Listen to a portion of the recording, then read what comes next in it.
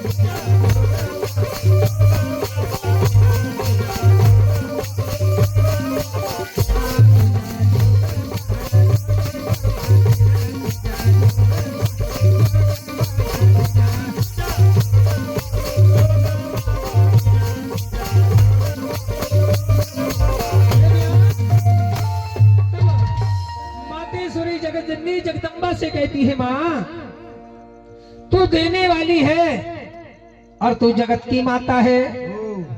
और बोले तू यदि प्रश्न हो जाती है, मेरी कोई यदि संतान हो जाती है और मुझे संतान की प्राप्ति हो जाती है तो मां मैं तेरे नाम का जोगवा मांगूंगी।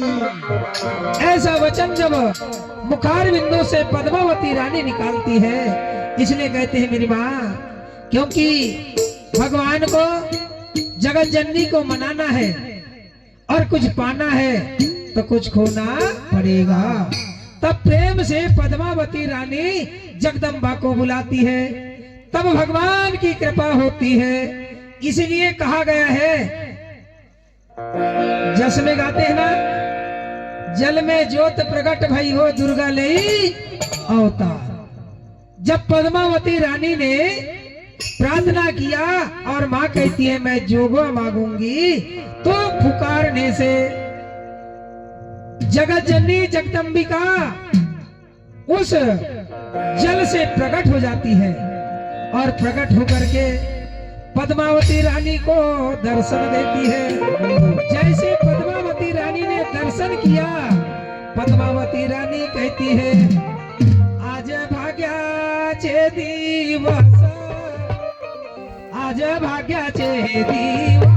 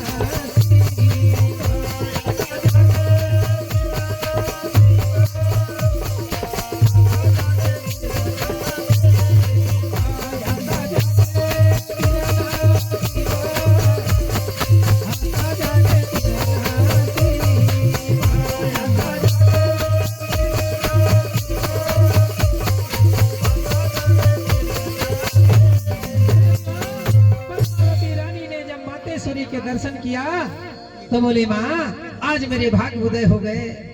तब मातेश्वरी ने कहा, अरे बोले मांग ले बेटी, तुझे जो मांगना है तो मैं देने को तैयार हूँ।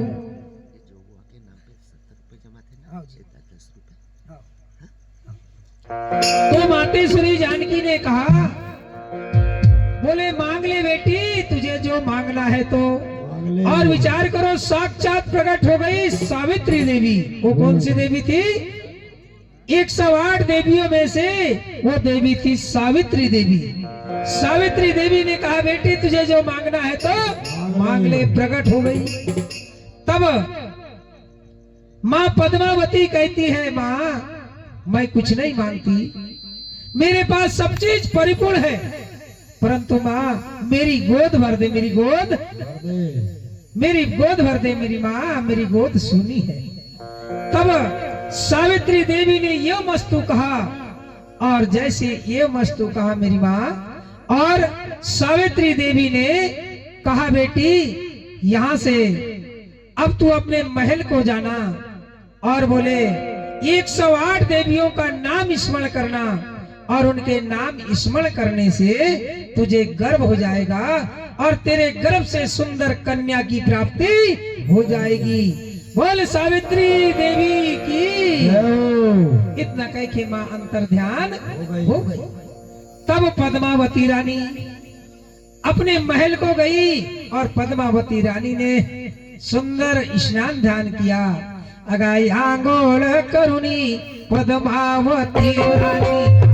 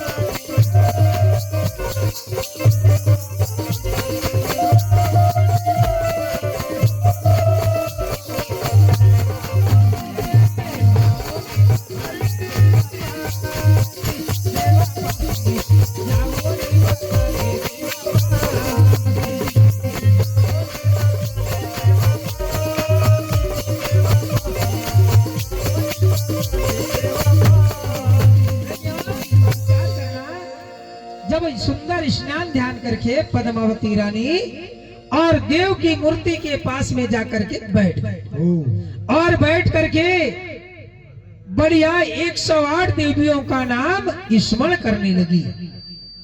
और जब उनकी कृपा हुई, अब उनकी कृपा से पद्मावती रानी को सुंदर गर्भ हो गया और जीव समा गया। तो विचार करना, जीव आते भी दिखता नहीं और जाते भी दिखता नहीं। जीव आ गया तो दिखता नहीं और चले गया तो दिखता नहीं। पर संत कहते हैं आने वाला संकेत करता है और जाने वाला संकेत करता, क्योंकि पद्मावती रानी को गर्भ हुआ, गर्भ बढ़ते जाने लगा। संत कहते हैं जाली गर्भा चिरंचना, जाली गर्भा चिरंचना,